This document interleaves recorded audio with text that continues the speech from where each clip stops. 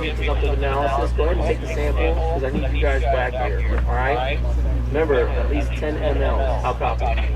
The whole premise behind this multi-CST exercise has been that we have all the teams in the region. There's been an incident that happened, and they brought the teams in order to have enough resources to respond. So this is not truly a no notice. We're here doing relief in place and also responding to multiple incidents that have occurred in the state of Delaware. So they've reached out to FEMA Region III and all the CSTs in that region to respond.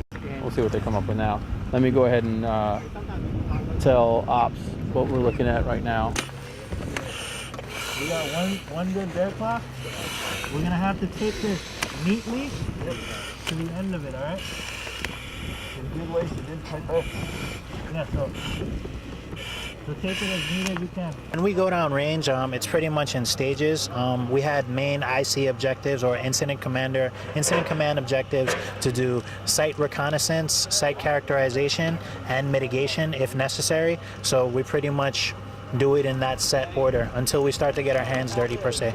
The last piece was the mitigation, and we mitigated it. So since there was a potential hazard of a blister agent possibly coming out of the steel drum, we mitigated it, so therefore it's no longer a hazard. Actually, there's an ongoing incident that involves a CST in the Lewes, Delaware area, and there's intel from this site indicating that the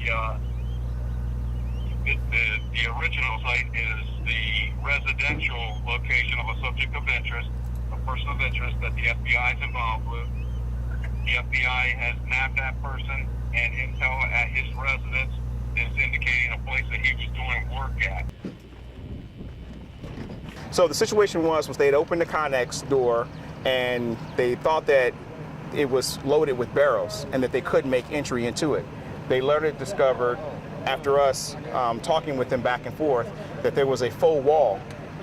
It was a set of barrels that made it look like it was an actual wall, but it really wasn't. And it was just for a clandestine process that was happening behind the barrels to be covered from any prying eyes that would take a first glance. For battle tracking purposes, everything that they call back over the radio, or everything that they take pictures of that we get real-time uprange, or any video feeds that we have coming up, we're tracking their movements as they go through, trying to decipher and discover what process is going on downrange when they come upon a target.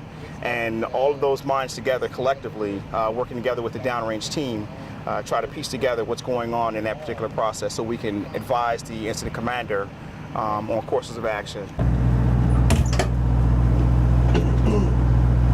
Hi, I'm Major Paulino. I'm the science officer with the 33rd CST, and we're actually in what's known as the ALS, or Analytical Laboratory System.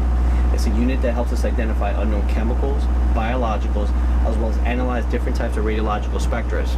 When we're on site, we're actually able to provide results to the incident commander so he or she can make quick decisions on how to approach the situation that we've been called to.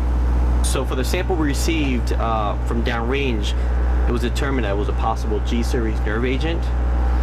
Running that sample on our gas chromatograph, here's an example of the spectra that you would have seen for that G-series nerve agent.